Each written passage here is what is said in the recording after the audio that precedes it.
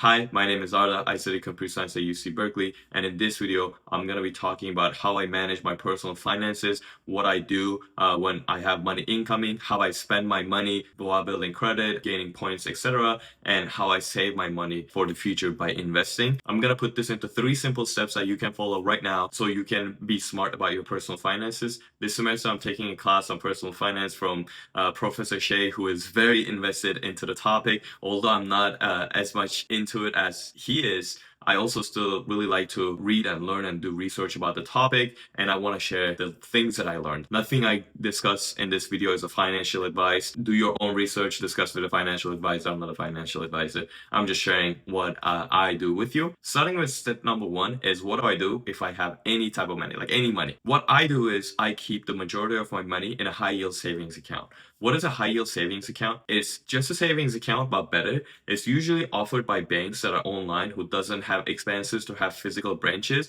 that passes on the interest to you. They pay you interest to keep your cash with them. Interest is changing all the time based on the markets and Fed, but currently it's like 3.5 or something. I'm making free 3.5% interest on the money I have in the bank. So if you're banking with Chase, for example, or Bank of America, Wells Fargo, any of the big names, and you have your majority of your money there, you're just leaving money on the table. These are some names that you can look into. I personally use Discover, which was recently bought by Capital One.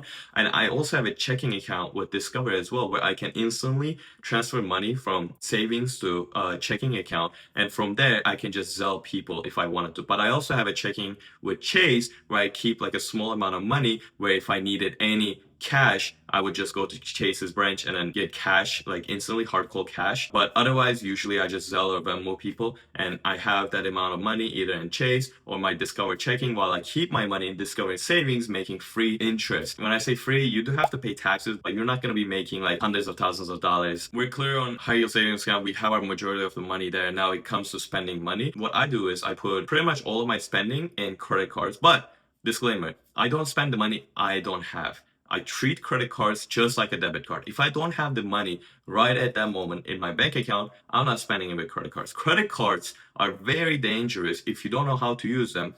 And using them is very easy. You spend money and you put it on auto pay and it automatically pays. If you don't have auto pay turned on right now, go to your bank and make sure to turn it on. It's very important. If you miss a single payment, it's going to have a big hit on your credit score, which in America, you use credit score to do everything from renting a house, buying a car, getting a loan, like everything. It's very important. So I have multiple credit card lines that I have open where I spend money, and I have auto pay on Discover. And these credit cards are like from different banks. I have from Chase, I have from Capital One, I have from Discover, but you can connect them to whatever high yield savings account you're using. So basically, I spend the money I have on my credit cards. I make points. Credit card game is a whole other video on like points and how you spend it.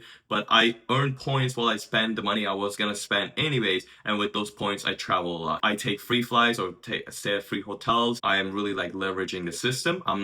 I'm playing the system. I'm not the one who is paying interest. I'm making interest. You don't want to be on the other side who is paying interest to credit cards. Otherwise, it will stack up real fast. If you're unsure about, how to start to the game, I started with a Discover It card. You can start with like a prepaid credit card. There's some videos on credit card letters. I would go watch them. But then you can get into like free Chase cards or free Capital One cards. I would like recommend those. Probably like Saver, Freedom Flex, Freedom Unlimited, Discover It. These are all like nice cards to have with no annual fee. So this is how I spend my money.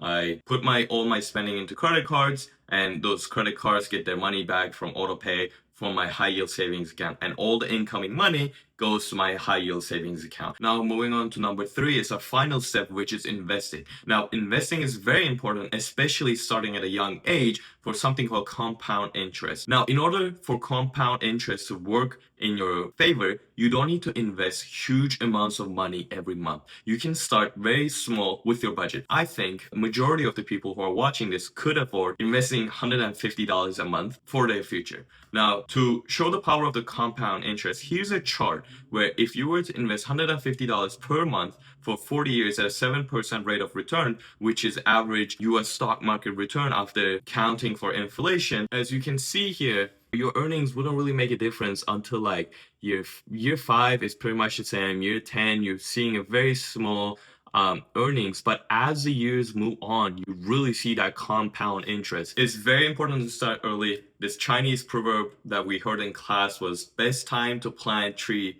was 20 years ago. The second best time is now. Even if you're like a little bit on the older side, you can still get in there and start investing and have that compound interest as much as possible. Now, if you understood the importance of investing, you might ask, how do I invest?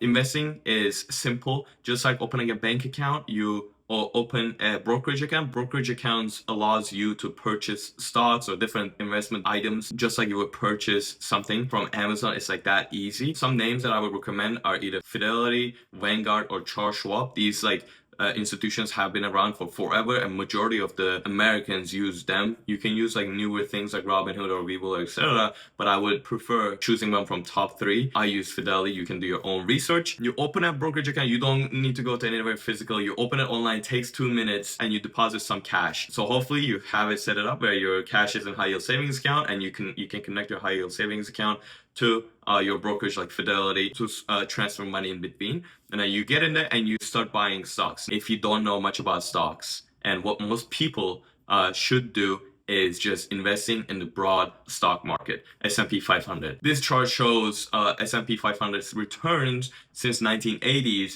and you can see it's mostly in the green. There are some times that it's red, obviously.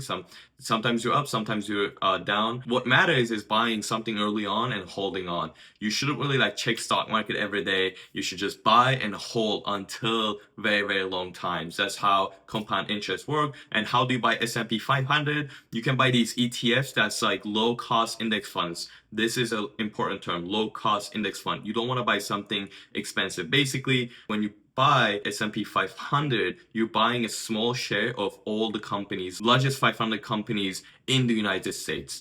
Now, you can buy a little bit of stocks, a little bit of bonds, a little bit of international stocks. This gets complicated, but if you want to keep it simple, if you're like, I just want to buy something and be done with it, buy one of these like 3 check marks.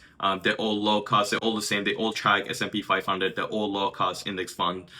They all do the same thing. And just have it where it automatically invests $150, $200, $500, depending on how much money you have, to stock market. Now, I quickly want to mention retirement accounts and regular individual accounts. Individual accounts is if you buy something for $100 stock and you sell it for $150, you pay taxes on that $50. If you put it into a retirement account, which is called Roth IRA, you don't pay taxes on that gain that you made $50 if you don't cash out that money until you retire. But if you think that retirement is like so far away, etc., let's say you should still invest in Roth IRA. Watch another video on how to invest in Roth IRA. It's basically you still invest in the same platform, but to learn the rules, etc., do your own research. There's a yearly cap, and you have to earn that amount. Yearly cap for this year is $7,500, so you must make $7,500 by working at Jamba Juice or wherever you work at. Just like an individual investing account, you can invest in Roth IRA. Now, why you should invest in Roth IRA first is if you're planning to have a home at some point in the future, if you're planning to purchase a home, you can actually withdraw $10,000 of your gains tax-free to purchase your first house.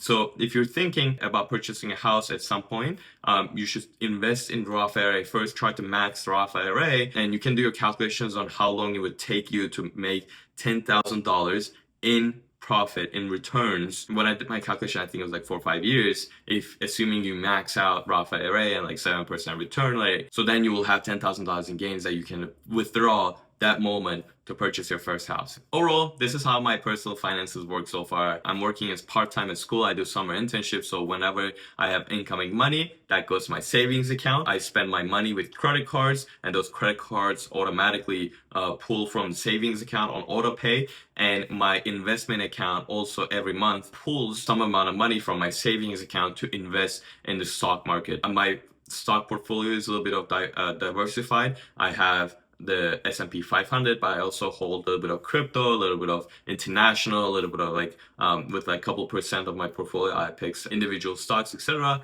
But if you want to keep it simple, you can follow my system on how I manage my money. I hope this was helpful. I really enjoy talking about personal finances and learning more about it. If you have any comments on how I can improve my system, let me know down in the comment section below. Let me know if this video was helpful to you. And thank you for watching. I'll see you on the next one.